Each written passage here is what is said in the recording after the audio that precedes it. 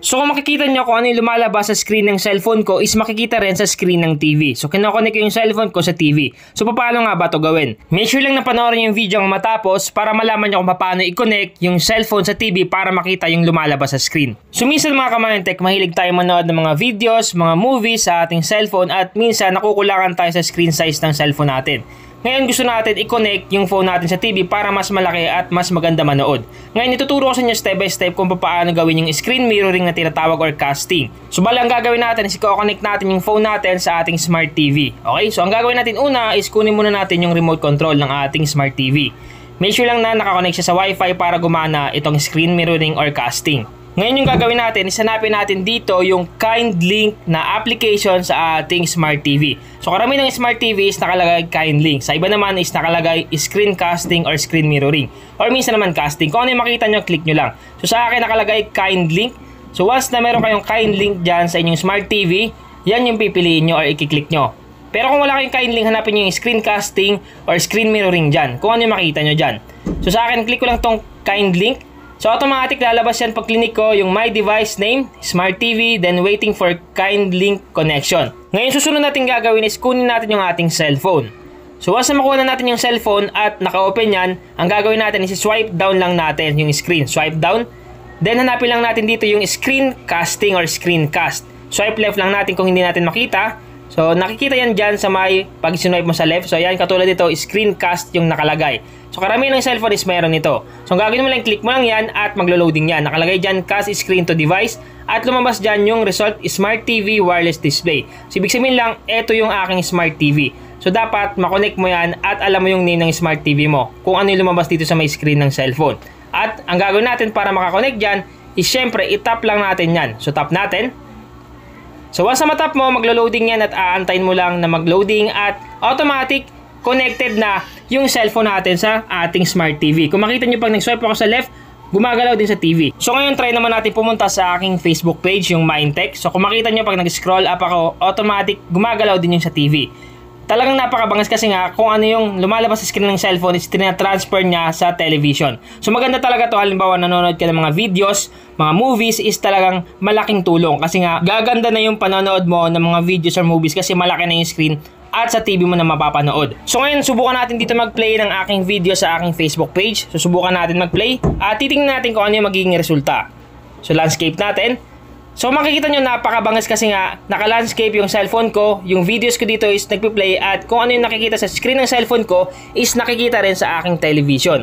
Eksaktong-eksakto yung pagkakakopya kung ano yung makikita sa screen kasi nga screen mirroring yung ginagawa natin dito or casting. So malaking bagay talaga to once na gusto mo lumaki yung nakikita mo sa screen ng cellphone at gusto mo matransfer sa television mo. Kung meron kang smart TV, hanapin mo lang dyan yung kind link na app or kung wala namang kind link, minsan lumalabas Miracast or minsan naman screen casting or minsan naman casting lang yung nakalagay. Pag wala kayong makita sa mga binanggit ko, pumunta lang kayo sa my Play Store ng smart TV nyo. So hanapin nyo lang dito yung apps, dito sa my fave apps or favorite apps. So ito yun. Enter mo lang yan sa remote control, enter. Then pag na-enter mo yan, ito yung lalabas. So hanapin mo lang dyan yung Play Store or yung Google Play Store. Once makita mo, enter mo lang at mapupunta kayo sa Google Play Store ng Smart TV nyo. So natin gagawin, pumunta tayo sa may search bar or search engine. Then i-type lang natin dito yung name ng application na to. So once na wala kayo makitang kind link, Miracast, screen casting or casting na nakalagay or kung ano man yung pangalan ng casting sa inyo, i-search nyo lang to sa Google Play Store at i-download nyo. So katulad nito, ito yung sinasabi ko sa inyo, marami dito pagpipilian. Pero pwede mo i-download dito kahit alin. Pero yung masasuggest ko sa inyo is try nyo tong screen mirroring dito na Cast Screen on TV. So ito yon, Cast Screen on TV 1001 TVs. So try nyo yan para gumana sa inyo yung screen mirroring or casting from cellphone to television. At bukod sa pag-play ng mga videos and movies sa screen ng cellphone natin para makita sa television, pwede ka rin dito maglaro ng mga iba't ibang games katulad nito. So ito yung games ko sa cellphone ko, susubukan ko dito i-play.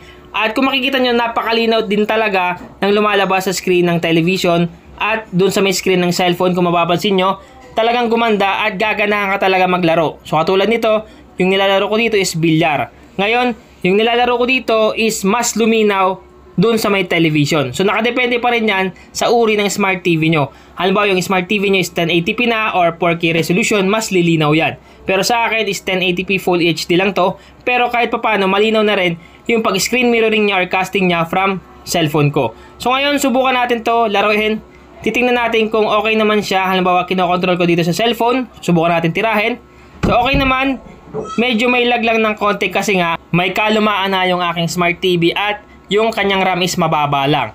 Pero kung sa inyo yung smart TV nyo is mataas yung RAM at latest, talagang napaka-smooth niyan once na maglalaro kayo ng games, once na manonood kayo ng mga videos and magpi-play kayo ng mga movies, talagang napakabangis ng screen mirroring or casting from cellphone to smart TV. So kung gusto mo rin ito subukan, itry mo na. Sa mga natulungan ng aking videos or kung may natutunan ka sa mga videos ko ngayon, pakishare naman sa inyong mga kamag-anak, tropa, kaibigan, kapamilya, or kahit ano mo pa yan, pakishare naman ang aking video para malaman din nila kung paano gawin yung screen mirroring or casting from cellphone to television.